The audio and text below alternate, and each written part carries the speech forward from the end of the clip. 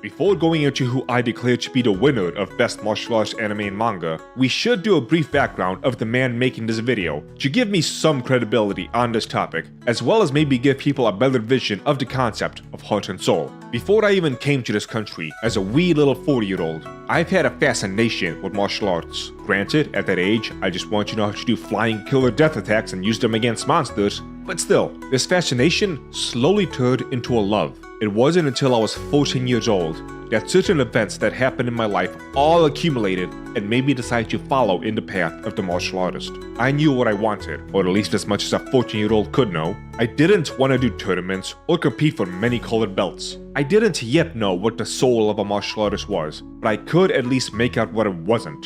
It took me a long time, but eventually I found a dojo that I was satisfied with and began my training in earnest. I took what I did seriously. Very seriously. It was not a hobby. It was a genuine way of life. Whatever direction my life took moving forward, it would involve the martial arts. But there was still something missing from this training early on. Something I didn't even know was missing. That changed when I went to my dojo's yearly annual event, the Grand Gashuku. What this was a 6-day training event in Spokane, Washington, held by the head of my organization, Sensei Teruo Chinen. He was a man who would eat, live, and breathe his style, just as I thought I had been doing. I thought I knew what that meant, until I finally visited his home and saw what it meant. Much like the difference between seeing pictures of the top of the mountain and being there yourself, there was something special, something spiritual about Chinen Sensei's garden dojo that the pictures you see on screen do not do it justice. One of those things that make what you're seeing so special is that when he bought the land, this was all that was on it. And as you can tell, the homes are different because he tore it down and rebuilt it from scratch, starting in 1969. Nearly everything was built by him over the course of 40 years.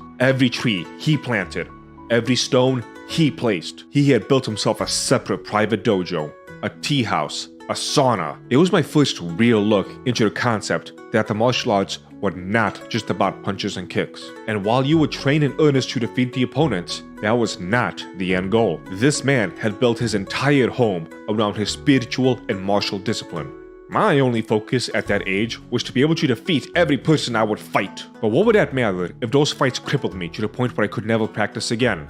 My joy was in practicing in self-improvement, not in beating people. By the end of his life, Chinen Sensei was still training people with a metal leg while in his 70s.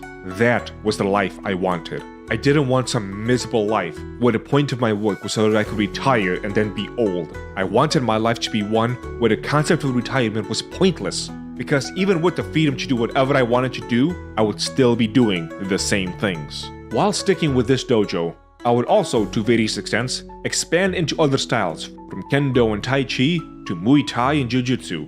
I began doing amateur MMA at age 18. Unfortunately, despite putting my everything into the world of martial arts, sometimes fate has... And that is where it cuts off. Sorry, just doing some last minute extra stuff. Let me make sure this is okay. There we go, that is much better. Today has been a chaotic day, believe it or not. Now what I need is some music. Who is calling me? Don't trust you. There we go. Oh, hello chat. How are we doing today?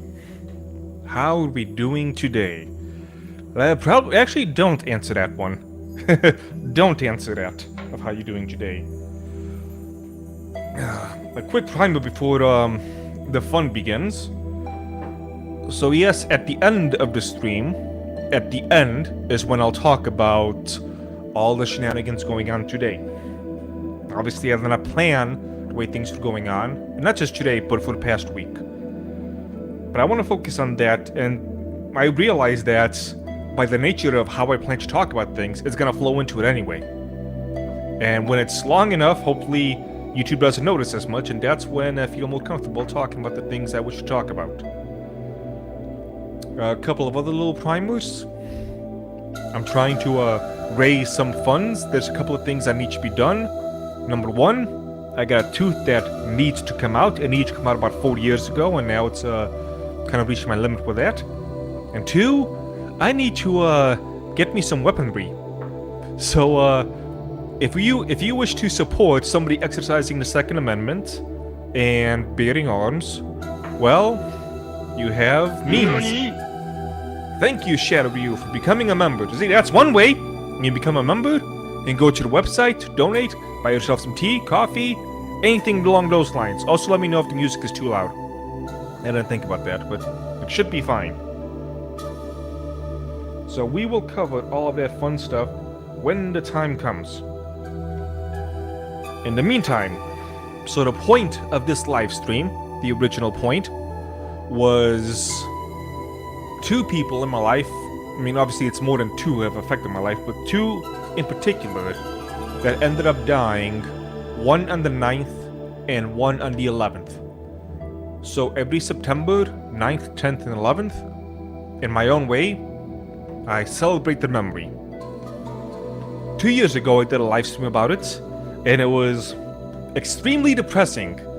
It was on the depressing phase of all the memories. And today, I want to do the opposite. I want to do more of the happy stuff. I know a lot of people here are probably not too interested in that, but oh well. Despite all the cultural stuff that's going on right now, there is an existence outside of it. And so, for the sake of the people who have died, 2 shots. One for Chinen Sensei. I hate alcohol.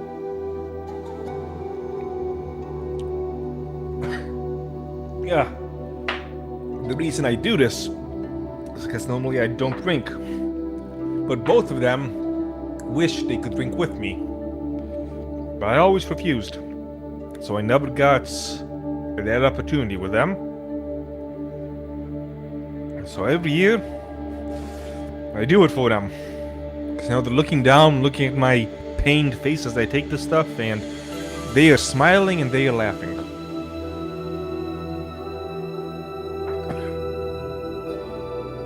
And at the end of the stream, we'll take one more. Oh, fuck, I hate this stuff. I really do. I can't believe people drink this stuff every week. Awful. Here's some tea.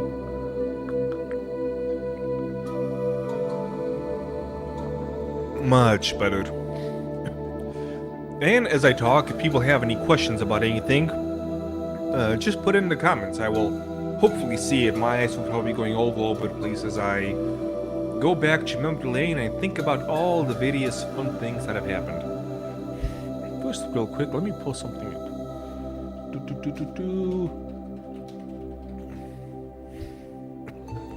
Oh yeah, the 2 things I need to pull up.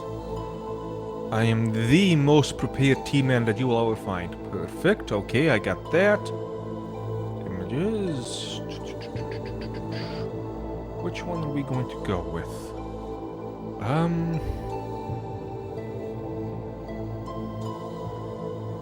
Sure, let's go with this one. We're almost ready, chat. Open image, new tab. There we go. And live. Share. Screen. That's the one. Make sure you guys can see it. Perfect. I'll probably end up drinking the last bit of some of my scotch. Is the one thing I think that'll calm me down right now. Understandable. Understandable. Okay. So, Teruo Chinen Sensei, one of the men who helped shape who I am today in the martial arts before I was the Teaman. When I was the martial arts man, the karate man, the personal trainer man, something along those lines. I think I chose the perfect background music for it. The kickboxing meditation theme. I was only 14 years old when I really began that journey into martial arts. Not really knowing what I was doing. I mean, I thought I knew, as every teenager does. And in some senses, I was right in the things I was thinking, but I was wrong in the ways I was thinking them. If that makes any type of sense. What I needed was this man to help guide me. And my sensei who I trained directly under also. But Sensei Chinen Sensei wanted to pass down, so I'll be honoring him. It's funny because he was a short man, like 5'2", tiny little half. What? He was Okinawan, but I can't remember his direct ancestry. The first time I met him, it was in Chicago. Actually, he came for a training seminar to train us. And it was 2 days. First day was, I believe, 8 hours. Second day, less, like 4. That was the first time I experienced something like that. It was pretty intense. I was only 15 at the time. It exhausted me, but in a way which I was pretty happy with. You know, only 2 days, I could survive. You know, by the end of it, I was kind of dragging. It's been it was definitely something. And the man had a certain type of, I guess as the kids call it nowadays, order. He was order farming without order farming. Just his presence was something different, in a way that you can't really describe. And you can't really draw, because it lacked the whole, you know, key coming off him like in Dragon Ball Z or something. But you felt it. You felt it when he walked, you felt it when he spoke, you felt it when he punched you. That's one of the ways which I knew that he was kind of the real deal. Sometimes he would punch you in the gut if you're being a little bit too weak. And you feel those punches. So that training seminar was nice, but what really mattered is when I went to Spokane, Washington to visit him. Alright, let's go ahead and share this tab instead. Is this that's not the first one? Hold on. Oh no, it is, okay. And I got to see his garden dojo. So for those who do not know this story, the garden dojo, he came to this country in 1969 to teach karate. He was only supposed to be here for about 4 months, to give a couple of seminars and then go back to Japan, Okinawa specifically. But what he did is, when he looked around and he saw the state of karate in America, he decided, I can't leave. We need to fix this. He was a man who was truly dedicated to what he was doing and loved the thing that he practiced. I mean, I thought I loved the martial arts. Then he came along. He showed me that my love was it was an infatuation more than a genuine, deep-hearted love. I liked the idea of the results that you could get, as opposed to the whole of the being of what martial arts was. So what he did was he bought a flat piece of land that had a house on it. Not the orange one you see in the picture right now. The one that he had was, why is this not zoomed in? Hold on a second. Catch lager now, get some rest before the voice. Wish you the best. No problem. This stream will stay up, so no need to worry about that. So he tore down the house, the flat piece of land, and so everything you see on the screen that's not grass, no, actually that's also wrong, because he changed up the grass.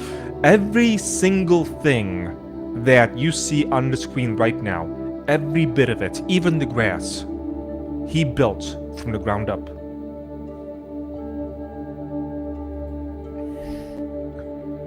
This wasn't it before. There used to be a house, but he tore it down, built it back up. Every single tree, every single stone, called stone bench, this bench, every single cobblestone, all of it. He built it. And when you walk into this place, let me see if I can get a picture. There we go. Right, the next one. This is the entrance to his home. Again, there was nothing here. A flat piece of land. He had the steps. He had the stones to the walls. He added the wood here. It was a beautiful, beautiful place. I don't know if I can find... Hold on a second. Let me see if I can find a specific picture. Chinen...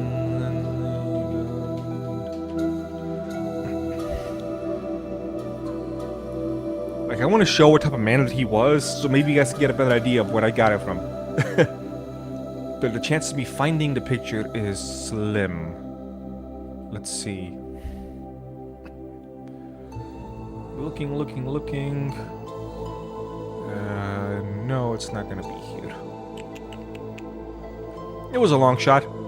But there's a picture of him, and I have it in one of my books about him, where the city of Spokane put up a sign that said that his house was unlivable because nobody came to inspect it, and so because of that, it was deemed unfit for people to live in. And the picture of him is just him holding a beer, pointing at the sign and laughing. That's the attitude that he took. He just pointed at the sign and laughed. I loved it. It's a type of energy which I took with me. So again, this is the entrance to the home. Everything was built. This is... Was this the sauna, maybe? Because he also built a sauna for himself. This might be the sauna room. In fact, I'm pretty sure it is. Entrance to something. Kitchen. Look at all that. Ah, so nice. But when you walk into this place, when you step through those gates, you felt something special. Something deep inside of your gut that let you know that this is something different. This is not what you are used to. This is the stuff you expect to see in those kung fu movies. But it's not a kung fu movie, it's real. This man has built all of this. And it'll be done so that you see him still working when we were there for training. He was always working, always doing things.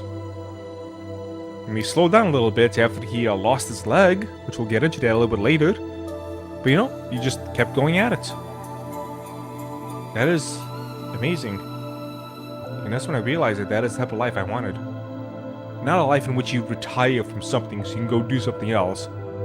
But a life where there is no such thing as retirement because you're just doing what you love anyway. That was the reality that I wanted for myself. I'm just checking up on some things real quick. It's not something which is easy to describe, but I'm trying my best. Let's see if we can get some more pictures here. More kitchen. Not the kitchen. This is the second building that we saw. His garden dojo. I guess the whole thing is the garden dojo, but this is just a second dojo put to the side. And again, he built the whole thing. I mean, he had some help at some points. You know, someone handing him the headpiece of wood so he can pull it up, but he grabbed the hammer, he grabbed the nails, he grabbed the screws and the screwdriver, he grabbed the saw. He grabbed all of that, and he went to work. So the training regimen that he did every July, third week of July, and this is the upstairs as well, the balcony where a lot of people had drinks. I did not, because at the time I was underage, but even after I became of age, I did not partake alcohol. The Grand Gashuku, every third week of July, the most intense training experience I have ever had. And it would not be possible for me to experience it again. Not just because he passed away, but because it was just too intense. I could not push myself in the way which he forced me to push myself. I remember the first year I attended. 13 hours. 9 a.m. until 10 p.m. 13 hours of training. The first break that we got was 4 hours into the training. And it was a 15-minute water break. It was unreasonable. Completely unreasonable. Yet I managed to walk away from such an experience 4 times. But that first time when I was a mere 16 years old, I mean, I was broken by that first break of the 16 hours. And the 4 hours. I was done. I thought I couldn't go on anymore. But I finished the remaining 9 hours. I came back the next day, and the next day, on and on. For 6 whole days. Not every day was 13 hours, mind you. And Saturday was the last day, and it was like a half day because it was a banquet at the end, but it was still an experience which I cannot do justice to just the sheer intensity of it. There was a lot of different people there. I mean, there were some people who were not... They were not... How can I... I'm trying... I don't mean this in a negative light, but they were not the type like me back in the day that they dedicated their life to the martial arts. You know, they were moms and dads and people who had other means to make a living. You know, Sensei was easier on them, but people like me, not so much, which I appreciate. There was one guy there who was a monk from the Shaolin Temple. I'm pretty sure it was the Shaolin. He was at the very least a monk who practiced. It must have been Shaolin. And I trained with him a little bit. That was fun. He kind of forgot that I was not a Shaolin monk, and so he did certain things to me when we were training that he should not have been doing. It hurt a lot. Should have been watching his kicks a little bit better. I'll leave it at that. There was one guy there who... He wasn't a UFC fighter, but he trained other UFC fighters. Can't remember his name or who he trained or anything of the sort. Some military guys and lots of people of that nature. It was an experience. At a mere 16 years old. A green belt. We had 4 belts, white, green, brown, black, and I was only green belt at the time for the first one.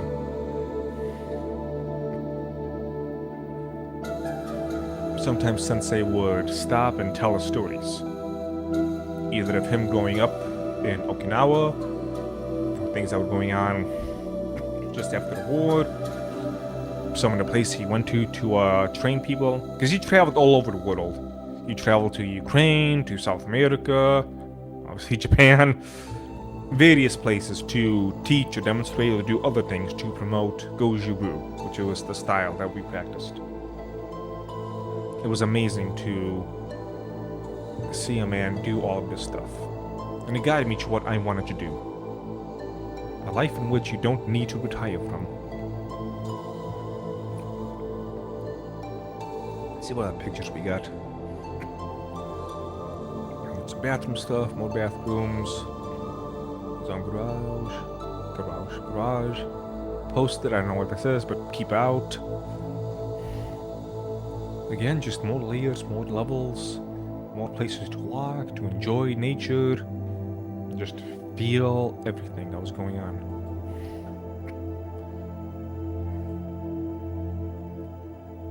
This shot just it brings back memories. Memories of a much simpler time, let's say. Very simpler times. I don't know if you guys have had an experience of the same nature or just general people who have had such an impact on you. Things which is difficult to describe. Things which you don't know how to really communicate to other people. Just how special these things were.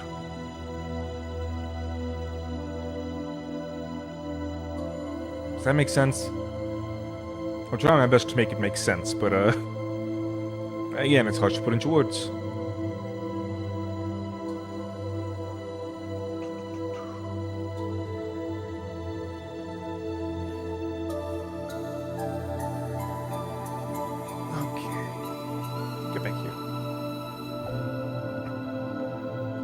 Pictures, more images, and you guys saw some of that in the intro video as well. He would also practice here in the grass whenever it was nice weather. In fact, I'm pretty sure, because he filmed a couple of videos going over kata and whatnot. He did it right here in his garden dojo. And again, more views to it. And we made the full circle. It says, let me close this. Let me close this. It says off market, but I want to find out who owns it, and I want to buy it from them one day. One of a kind home built by Japanese Sensei Teruo Chinen. This home has history. The grounds are full of ornamental stones, decorative masonry, reclaimed wood, granite pillars, all salvaged from historic Spokane buildings. Backyard oasis features waterfalls, stream. They worded this a little weird. Waterfalls, a stream, ponds, abundant flowering plants and trees, a large 450 square foot dojo, and a new and a traditional Japanese tea house, which there's no pictures of the tea house. I remember the tea house, there's no pictures of it, that's annoying. This home was rebuilt in 2010 after the fire. 3-bed, 2.5 bath, city, blah blah blah. Property is off market, you say that. Listed for sale or rent, maybe different what's available, blah blah blah. I don't care, I want it. I want it, I want it, I want it. Alright, go here, I can go ahead and close out of this for now. But yeah, he was something special to me. He helped show me what I needed to see. And because of the crazy stuff he did for training, I had my own crazy adventures in training and crazy things that I did. One of my favorite stories of the things which I would do for training, actually, I have a couple. There's one that held a really big impact on me. I was going through back in, when I was in the Chicagoland area, Mount Prospect. There was a place called Bussy Woods. And it was the woods, as the name suggests. Walking through it, I would occasionally find trees that I could climb. And so, being a teenager, I climbed them. Believe it or not. This was back when I was not as portly as I am now, but I am working on it. I am back in a training regimen. Which, there's a reason why some others have been a little bit late. It's because I prioritize health above all else, even the business. So both Monday and Tuesday and today, times when I should have been working, or let me rephrase that sounds a little bit bad. Times when I could have put in an extra hour. Faggot! Thanks, Coco. Thanks. And also thanks to, as soon as it comes up right here, come on. Pull it up so I can show it on stream. Why is this taking... There we go. Vice baby with $100. Thank you very much. Cheers to all of the special people that have passed. Fun for your Second Amendment, Teaman. Thank you very much. And it does go towards the Second Amendment. And if you guys are not part of my Discord, feel free to come by it.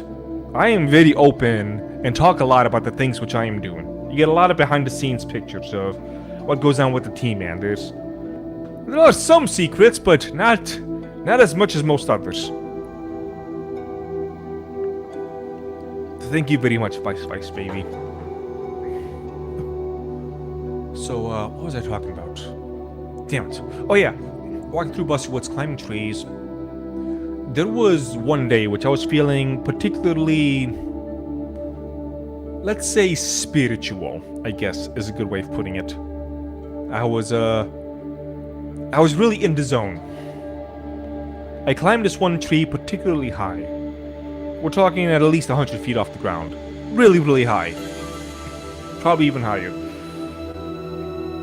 And on this tree, there was a long branch sticking out. What I decided to do is... So here's a fun little fact. I have like a... It's not a fear of heights. It's a fear of falling. If it's a... if I have a chance of it. So if I'm up, let's say, on a tall building, and there's, glass all around me, I don't have any type of butterflies in the stomach. There was one time we were camping, and I was thinking about jumping from one rock to another rock.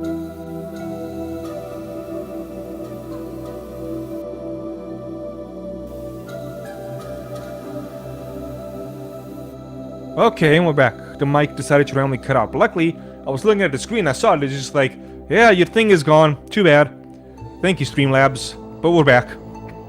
Anyway, So yeah, I was thinking of jumping from one rock to another rock, but if I fell, I would have fallen down a cavern, and I would have died.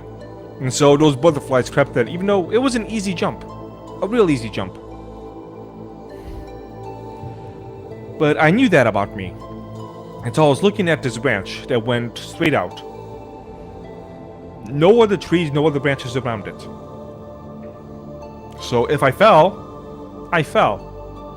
But I was not getting the butterflies this time. So I decided at the time to walk across, turn around, and walk back. And obviously I didn't fall, so here I am. But it was just one of those moments where I knew that if I fell, that was it. That was gonna be the end. But as I put it in one of my videos, why does man climb the mountains? Because it's there. So in a very similar sense, why did Teaman walk across the branch? Because it was there. I had to show myself that I could do it. And here I am, you know, less than 20, I don't know, 18 years later, let's say. And I did. There was another similar event, except that time I fell. But it was only 10 feet. And I landed on leaves. So it was not as special, but still. And so that was the initial point of me telling the story. I get distracted by Vice Baby, give me $100, jerk. Just kidding. And with that $100, I am making more money than a Coldring makes on an average live stream, which makes me very, very happy.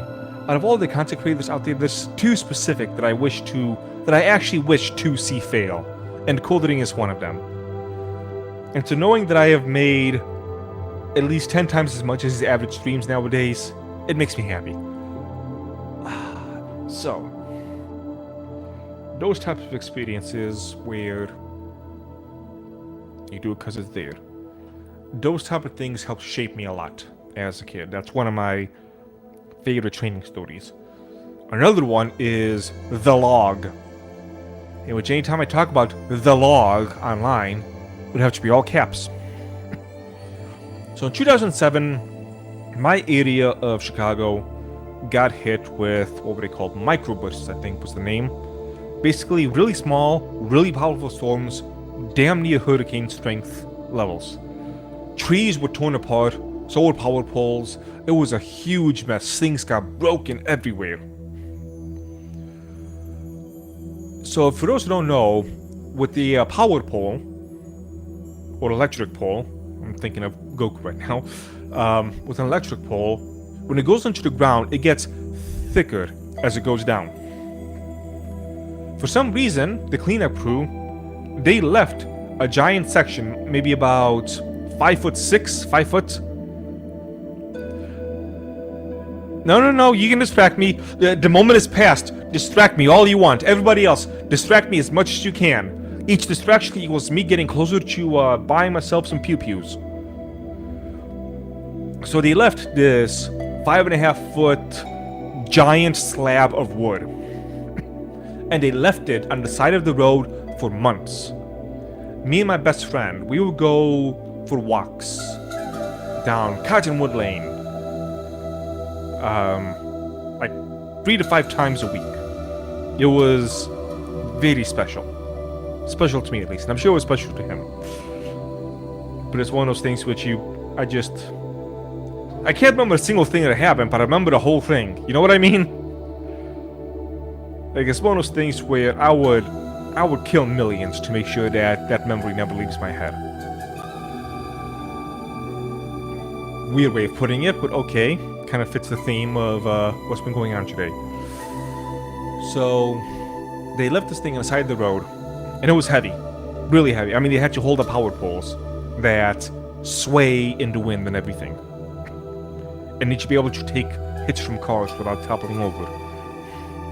One day I told to my friend, T-Guy, if we walk past this stupid thing one more time, I'm taking it home with me.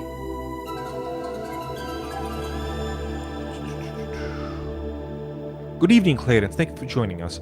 Verity, we will talk about all of that stuff at the end. It'll flow right into the conversation. And so, after I said that, one day, we walked by it again. And there it was. And there it was. So what did the Teaman do? He took it home.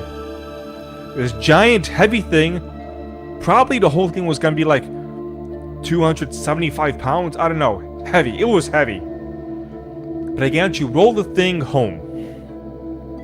And my friend, the tea guy, pointed something out to me. Yeah. When I was rolling it like this all the way home. And he decided to point out to me, you know, I'm surprised you're not doing what the Teaman usually does and make things more difficult by rolling it the other way.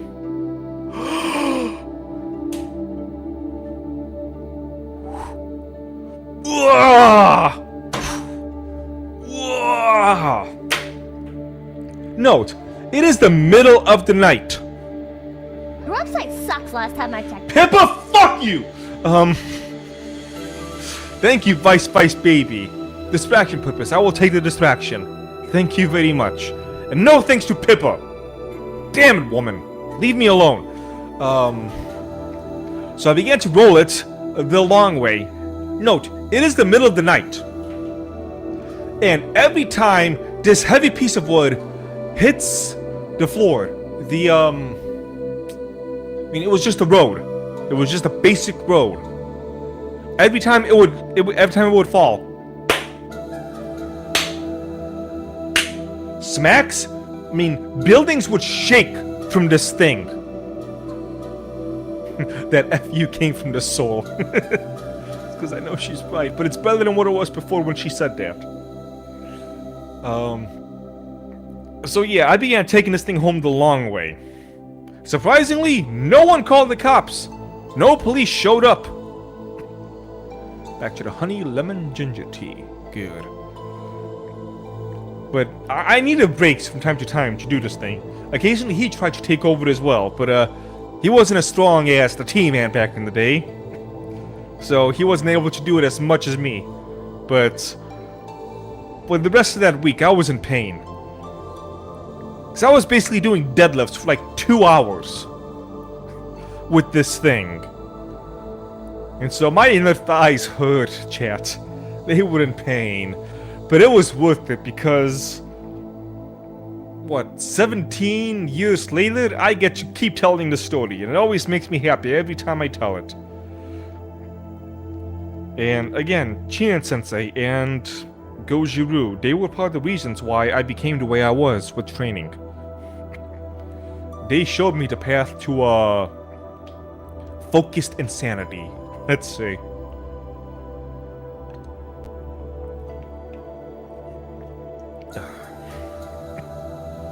An amazing experience.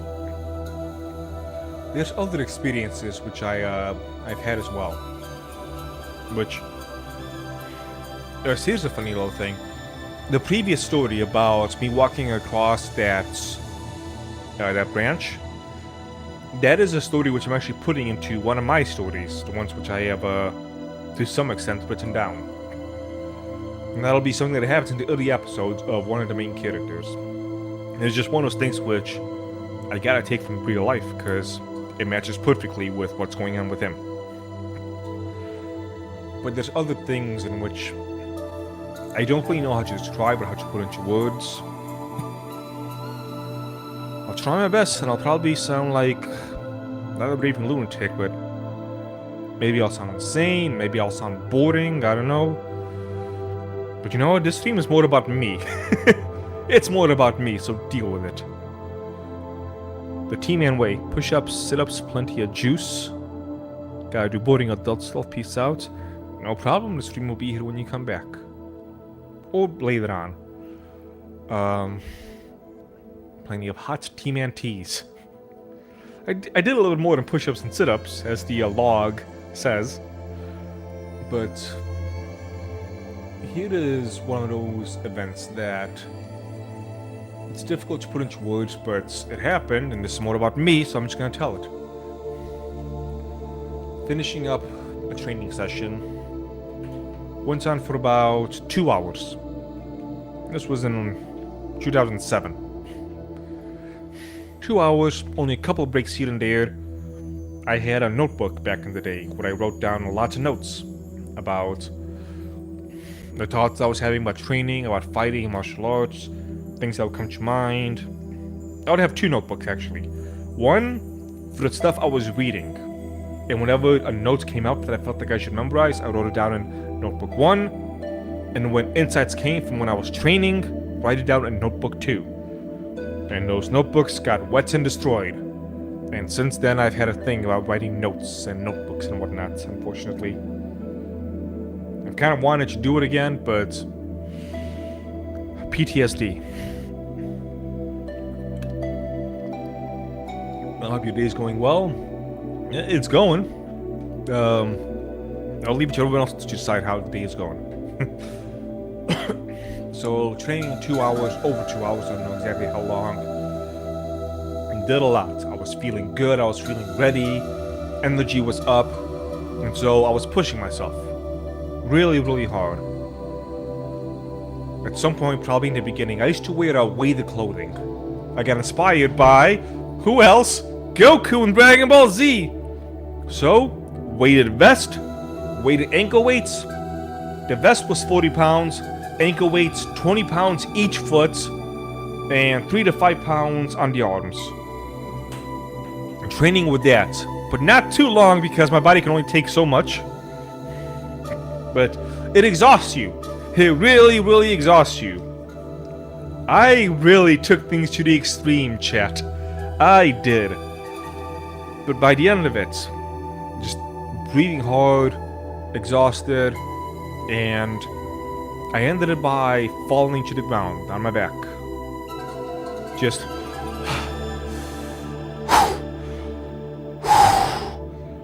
breathing hard. I can feel my heart about to burst out of my chest. Exhaustion, muscles no longer want to listen to me. My mind is telling me you should have stopped half an hour ago. Why did you keep going?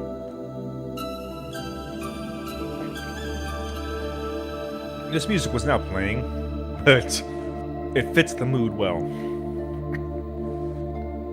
A breeze would go by, and I would hear it. I would hear it in my ears. I would hear it in the grass, in the trees, in the bushes. It was a mostly blue sky, a couple of clouds here and there. And everything just kind of felt right. Like, this is where I am meant to be. Lying in the grass in my backyard, too exhausted to move, waiting for my body to catch up. Just seeing the blue sky, feeling the grass. My senses were just so sharp, I could swear that I could hear every individual blade of grass when the wind blows. I swear I could feel every pebble that was in the earth. Even ones not touching me. It felt like that spiritual experience of just pure oneness with everything. It reminds me I did not light my incense. One moment, chat. Be right back.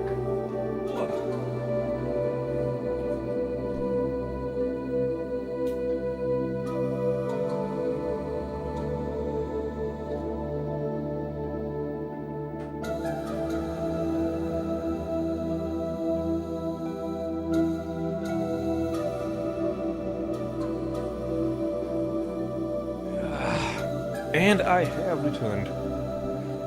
So I realized that I had no incense going. When a spiritual event like this is going on, you gotta have the incense going. But it's those type of experiences, those types of events which you can't explain it. You can't put it into words. You can try. People might have some vague notion, but unless you experience it, you will not understand. You just won't. You can't. And it's those types of experiences that I was only able to find thanks to people like Chinen Sensei. I've had many of those when I was training. One of the unfortunate things is that, 10 years into the business, I've not had anything even remotely close like that with the tea business. Because the martial arts was the first love. It was. Tea came second. Sorry, Tea. You're the second wife.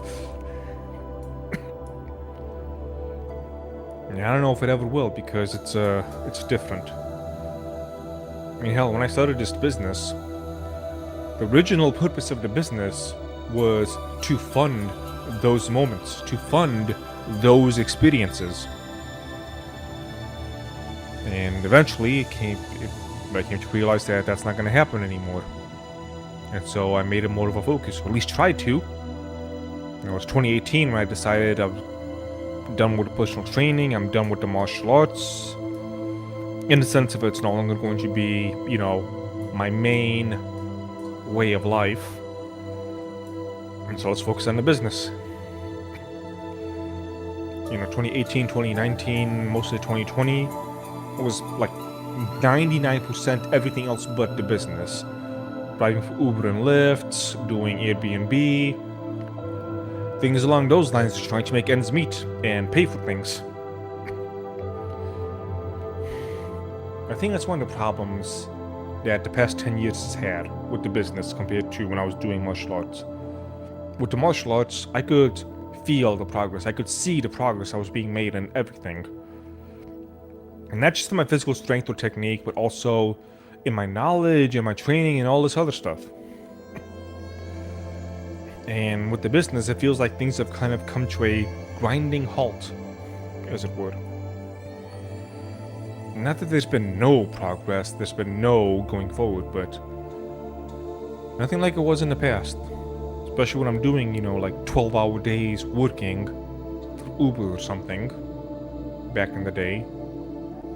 And even now, I can only bag so much tea before my mind just goes blank when I do it. I have to disassociate so I don't go mad. These type of events, well, it is what it is. And so with that being said, let me see something shared. Oh, another event is up. 1 second. Minimize that. Close you.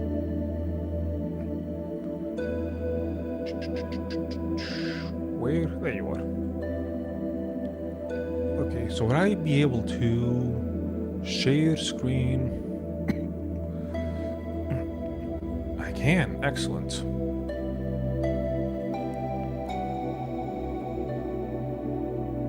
It's kind of blurry, but so be it. You guys can see it, right? Yeah. Okay. Sent you a shopping list and DMs. The shopping list is nice. Well, it's not a shopping list I need, it's finances. After I get finances, then the shopping list will matter. I know what you're talking about. But that's what I am right now. And so for those who have the funds, I welcome to help. For those who don't have the funds, I understand. But this lady right here, Crystal was her name. So for those who have gone to the store, to the green tea section, and saw a tea called Crystal's Genmaicha, it's dedicated to her. The reason why is that she was the reason I even got into tea to begin with.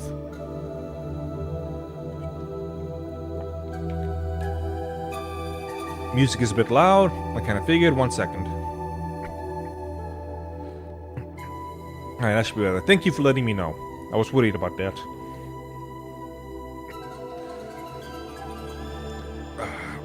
So there's only so much I can talk about Crystal. She was a very shy, quiet, private person. So there's only so much that I can really say about her. So I guess most of the conversation will be more about how she made me feel and how she helped pull me out of bad moments. When I first started talking with her, it was during a really dark time in my life. One of those times which the only thing I wanted was to die. That was the only thing I wanted. Just give me death.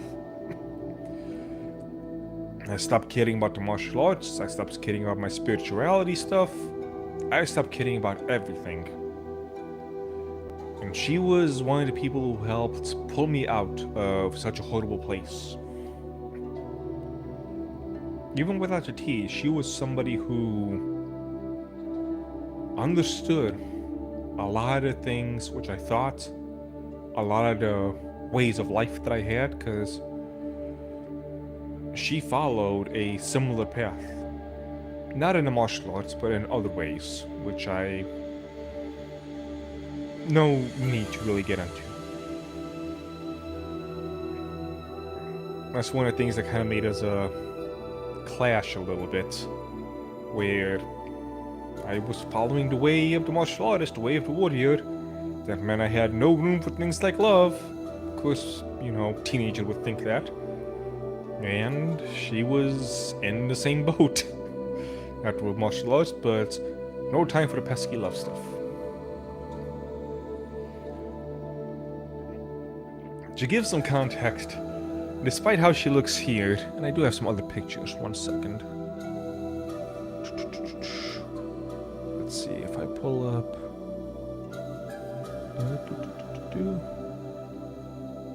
Alright, you guys want to see teenage Teaman?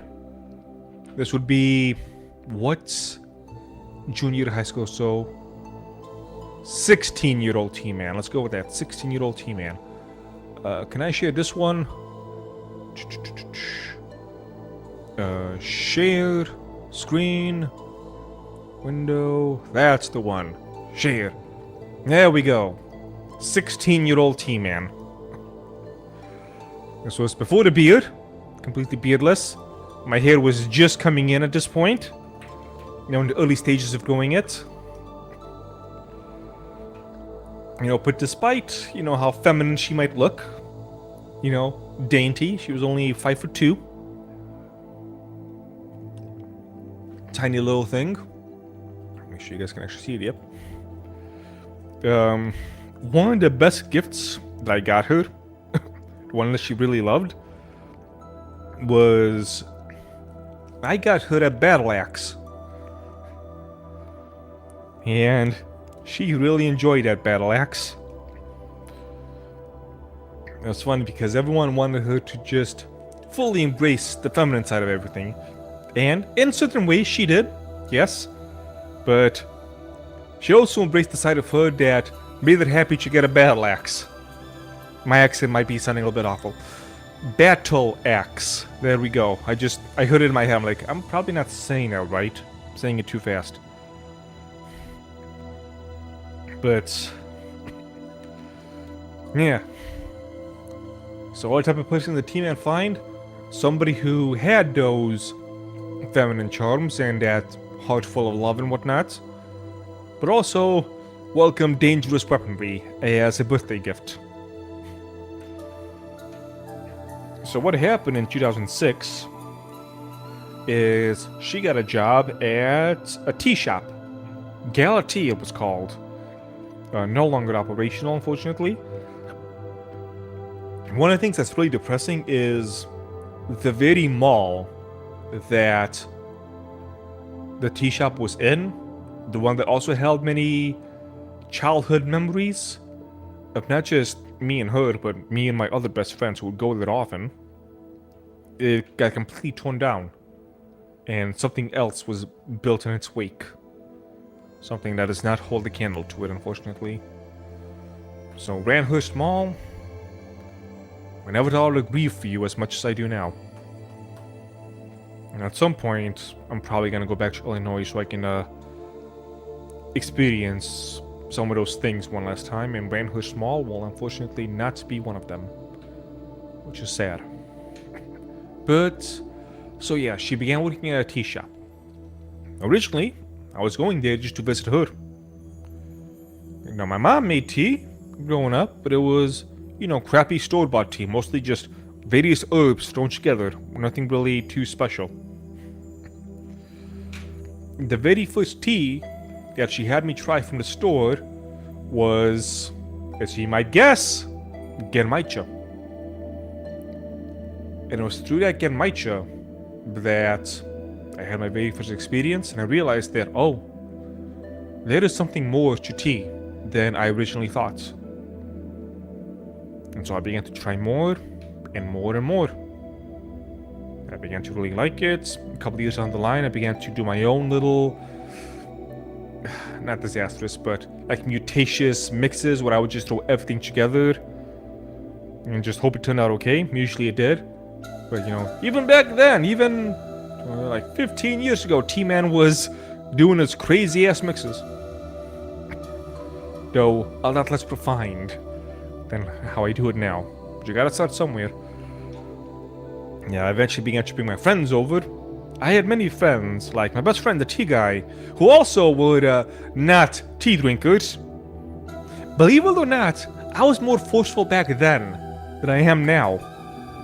And so when I brought him over, and they were like, "No, I'm okay, Teaman. No, drink, Teaman command, drink, drink, you American swine." And I made him drink. And I converted a lot of people into tea drinkers by use of force, as you do with tea.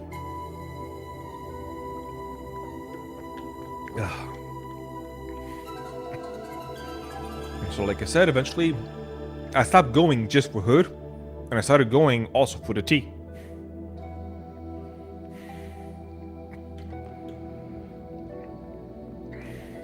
There was a lot of stuff which we were able to talk about, things which there was nobody else I could talk about with. One of those things that we shared very similar opinions on the importance and lack of importance of human life. Some life is important, needs to be cherished, needs to be loved, needs to be protected. Other life needs to go away. And she was the only person at the time who understood that side of me, who agreed with that side of me. And so we would have many conversations about such a thing. About what does it really mean to be a human? What does it mean to live these types of lives? You know, who are you to say who deserves to live and who deserves to die? All these type of questions. I was able to have these conversations with her. Conversations about the spiritual side of things. You know, it's actually kind of funny. Me, I had more of the Asian side of things, but she was more of a Western mythology side of things. Mythology was another big one which she talked about. She was very much into Western, Celtic, etc. type of mythology / spirituality. One of those things which I have not been able to find with anybody else.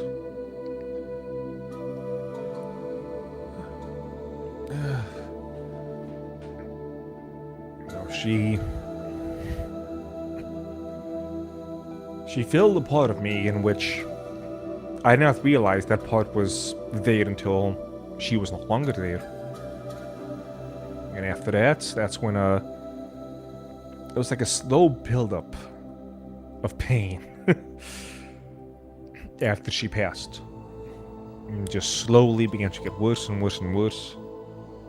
And even now, 10, 11, 12, 13 years later, I think about her more days than most. Now, and I don't mean it consciously. Like I sit down, okay, let's think about Crystal right now. More of just, either I'm going about my day, and my subconscious decides to just kind of plaster it in my mind. Maybe she'd be in a dream. Maybe somebody would say something, either in a YouTube video or whatever else, that made me think of her, and bam, pops into my mind. I've actually done, I guess, what you would call the equivalent of therapy to try and deal with it, and it hasn't worked. And so, instead of trying to fight it, I just kind of let it be. And funnily enough, it seems like just letting it be has been the best course of action. Just let those things come and then just let them go all on their own. Some days I latch on, but more often than not I don't. I just let the things pass. So, okay, an hour in, good. With all that being said, she would have had certain opinions about all the stuff that's been going on in today's society. You know, she was, you know, in 2007, 2012 terms, a feminist. But she was not the type of feminist that you would think of nowadays. She would be the type that wanted to work, wanted to get things done. Again, both me and her tried to follow the path of, you know, no relationships, no romance, which ended up blowing up in both of our faces. But she would have been extremely unhappy with what the modern day feminist has become, as well as the modern day social justice movement, as well as all of the political stuff that has happened. Like, she'd be the type who, with the idea of transing kids, would be asking, okay, where do they go and what place do we bomb? Like, that would be the type of energy she would bring. Like, somebody's getting bombed for this. Tell me where to bomb. And so the FBI, she's gone, so can't really investigate that one. But now you can see why there was such a mutual attraction between us. And so I was thinking, when preparing for the stream, what would she have to say about the events that has happened this past week? With that poor Ukrainian woman who got stabbed to death by that animal, that subhuman parasite. What she has had to say about Charlie Cook dying, being shot in the neck and dying.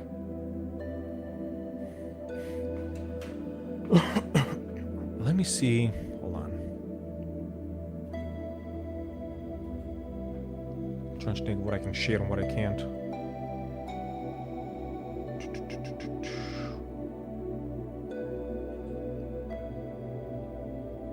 Okay, I can share that. I can share that.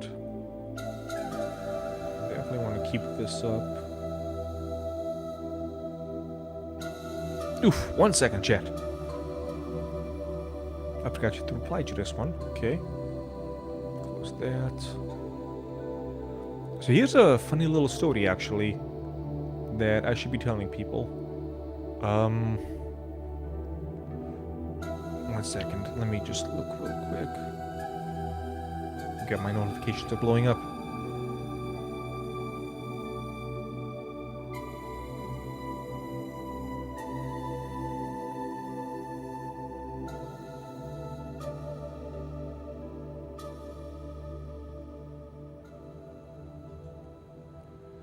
I'm just pulling things up so I don't forget about them.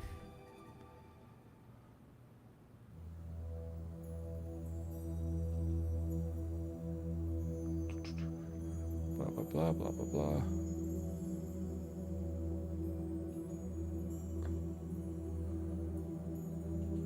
Oh my god.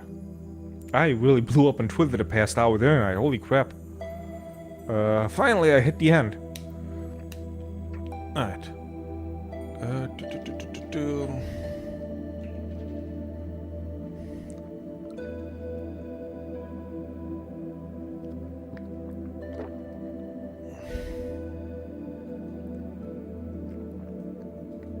we got way too many things that I need to pull up. Here's one, here's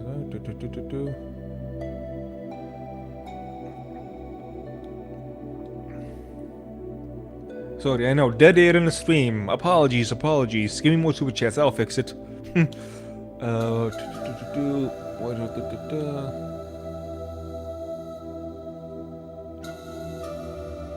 my god, so many people.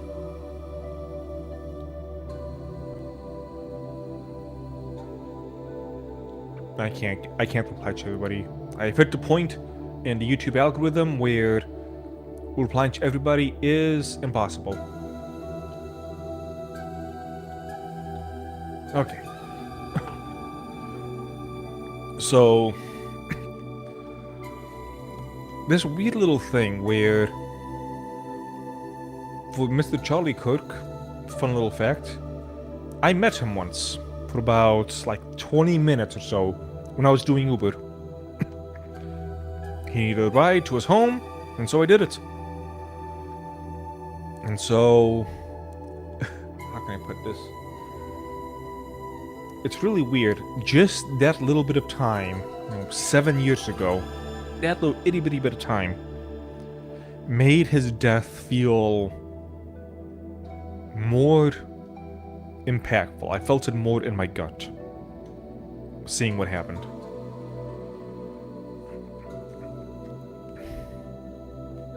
And it's just amazing that such a small little thing, because he wasn't somebody I followed, he wasn't even somebody who I necessarily agree with. But that's kind of one of the reasons why this is just so unbearably just bullshit. Is that my problem was that he was just too soft, too milquetoast. All he did was have like the most basic bitch conversations with people. Like, it was working for him, but he was by no means what one would call a radical in this field. Not at all. He was a very, again, mild-mannered person. Like, I can't recall a single thing he said, which is even a fraction of the extremes, quote-unquote, that I believe. I wouldn't call them extremes, but we can talk about it a little bit later. He was a soft target, and that's probably why they went after him. They go after the weakest ones they can. They go after him, they go after Kircher, they go after just anybody who would not normally be fighting back. He debated well, and they killed him for it. Imagine what they want to do to the rest of us, yes. And a lot of people are saying stuff like, oh man, Teaman, you're being unhinged, you're going too far with the stuff you're saying. It's like, motherfuckers. I was saying that we're going down this path since 2015. Before 2015, let's say, I don't know, 2006 until 2015, it was like, well, we're gonna be headed for some kind of war. I don't want that. That's bad. Let's see if we can avoid it. By the time 2015 rolled around, with all of the, I think that's one of the time which the terms like woke and SJW came about. By that point, we were deep enough which made me realize that there is only one way this is going to end. It took longer than I expected. I was expecting 2020. I was expecting another 5 years. The powder keg is gonna go off. But it took 5 years after that. So the only thing I was really wrong in was the length of time. But in terms of just how insane things have gotten, and the things that have happened, when I used to talk to my friends about it, they'd be like, okay, T-Man, okay, crazy boy, you think all these things are gonna happen. Yeah, pedophile is gonna be in the government, I get it. Yeah, they're gonna try and turn men into women, they're gonna take little boys and cut them up, I get it. Yeah, that's cute, T-Man. And all this other stuff, and now it's worse than even I predicted. When they were calling me insane and crazy for saying the stuff that I was saying. Like, people thought I was a few standard deviations away from sanity, and we have moved several deviations away from what I expected.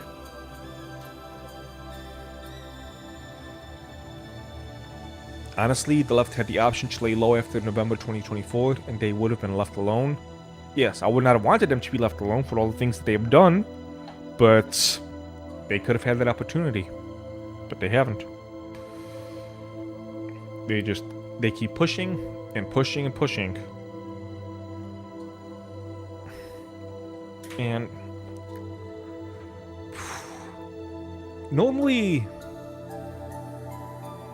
I don't like it when other people do it.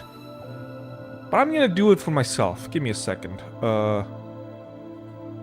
Oops, wrong button. Wrong button! I'm gonna do this. So it's no longer bloody in the background. You can see all the chaotic stuff going in the background. To just give some idea that this is not a topic which I've only had Twitter thoughts about. Yeah.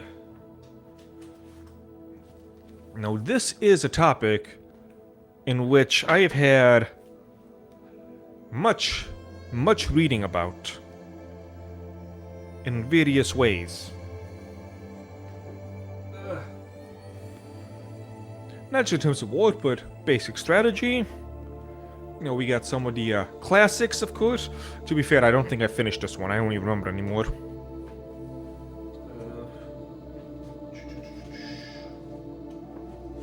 Sorry, I got more. This one is Battle, a history of combat and culture. How to lose a battle. Hannibal's War. The Byzantine Art of War. Yeah. A history of modern warfare. Warrior politics. The art of war. What's your spell? I don't even know. But the point is, I'm kind of running out of space here. Yeah. I had more back here and more from the library, but the point is that I understand to some extent these things. Have I been involved in what one might call a life and death encounter before? Once, actually, yes. No one ended up dying, but knives were out, let's say. It was not a fun experience.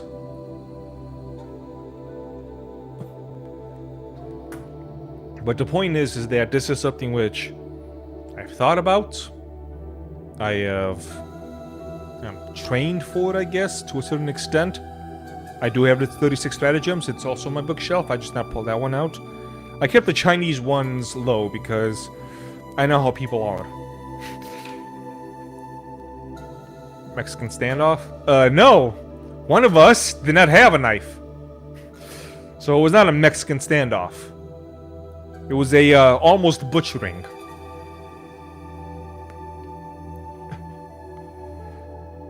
So I'm not completely ignorant about this stuff.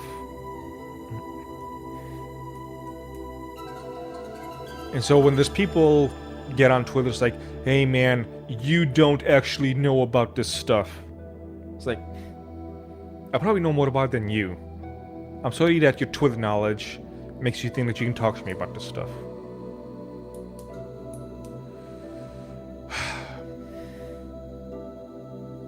But this is only going to go one way. And it should be obvious at this point. But people keep hanging out to this idea that no, there is a smooth transition away from people who have made it their hobby to commit violence and kill and do all these other horrible stuff. And it's not just about, you know, the single individual actions. There's a reason why Twitter has been so incredibly racist this past week. And, more than even I ever expected. Like, we're reaching levels I never imagined. Is because the great noticing has been happening. And people have taken note that, you know, the black population, they, as a whole, don't like us. Yeah, I get it. Hashtag not all. But hashtag more than enough.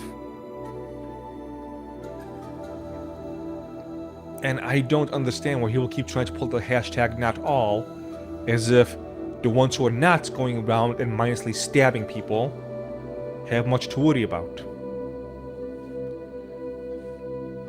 No, it's the people.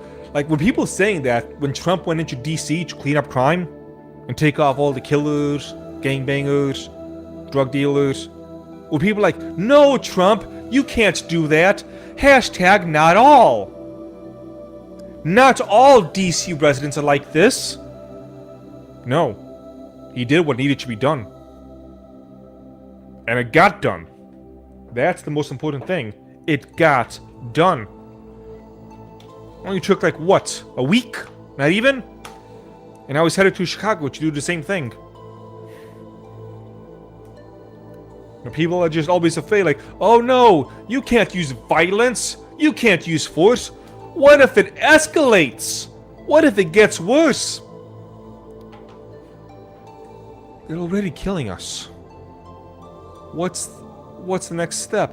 And better yet, what's the alternative solution? Just keep praying and hoping they stop?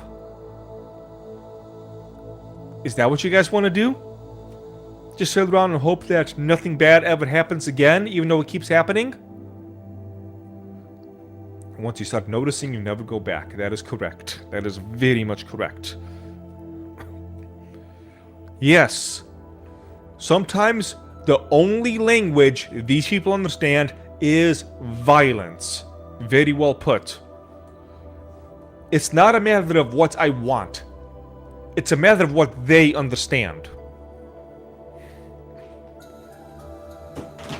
I want to make fucking tea! I want to watch my Chinese cartoons while sipping on leaves! That's what I want! But it's not a matter of what you want. It's a matter of what needs to be done. They're not gonna stop. They're not being remorseful. They're kind of just waiting it out, hoping it goes away. There's already been some Black Lives Matter leaders who have been, like, basically almost praising the death of the Ukrainian woman. Saying, you white people had it coming. And I'm supposed to be the bad guy for saying, well, if you want us dead so much, I better just take you out now. I don't need to wait for you to do it. When you guys have been doing it, you're praising it, you say you want it to happen, that's enough for me. That's all I need. You say good, okay, I want you dead. Simple as that. But Teaman, they haven't actually committed. Shut the fuck up. Shut the ever-loving fuck up. Your arguments are done. Your arguments are way past done. And people have been using this today and it's been pissing me off, actually. Oh, you can't do it just because somebody has different opinions. Oh, this is just over mere politics. You dumb motherfuckers. This is not opinions. This is not pineapple on pizza opinions. This is not what's a better TV show opinions. This isn't should the money go more towards the park or more towards the schools type of politics. This isn't politics. We have moved well past politics. And I'm waiting for everybody else to catch on. So hearing all these people who are half asleep trying to tell me, slow down there, Teaman. You can't get upset at all the murders. Fuck you. That's my response. Fuck you. You're no longer part of the conversation. I don't want to hear your opinion. I don't want to hear what you have to say. I don't want to listen to you talk about how I should hit the brakes or anything of the sort. You don't have to support me.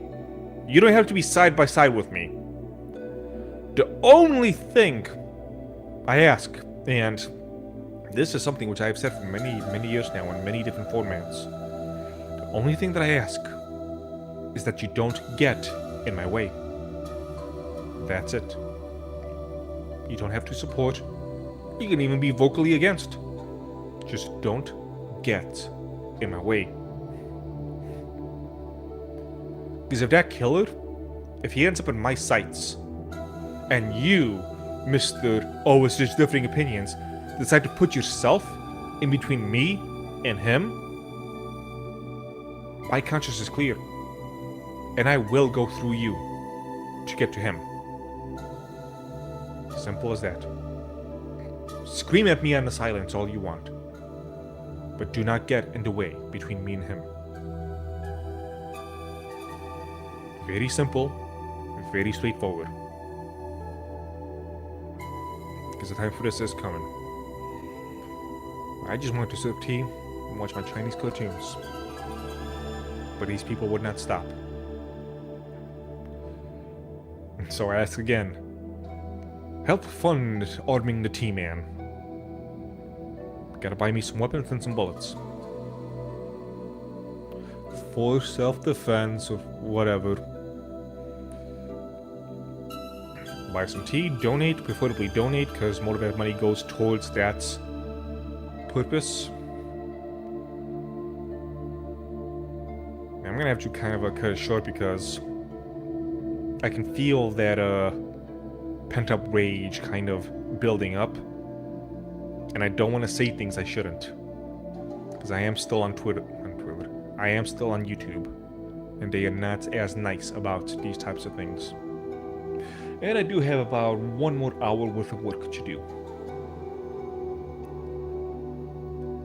So with all of that being said, chat, thank you those who have stuck around this far, those who are watching the VOD. I do appreciate that you've been sticking around this long. I'm wondering what I want to do with these live streams going forward, because it's kind of hard to not talk about the things that are going on. But it is what it is. Okay, I've got people to yell at on Twitter. I've got to do a little bit more work. I got to shower, get ready for tomorrow, and yeah. Also keeping on my training. It's been going good for a while now. I hit a point, like that breaking point that some people have with this type of stuff, where I've put my health above even the business. So if people are wondering why some others are arriving a day late, that's why. I'm still not used to me taking time away from the business and focusing on working out. It's still throwing me for a loop, but it's happening. It's been happening over and over again. Now I'm losing the weight, I'm gaining the strength, and with how things are going, I probably need to speed up a little bit without hurting myself. So again, farewell everybody, and I will see you next time. Farewell.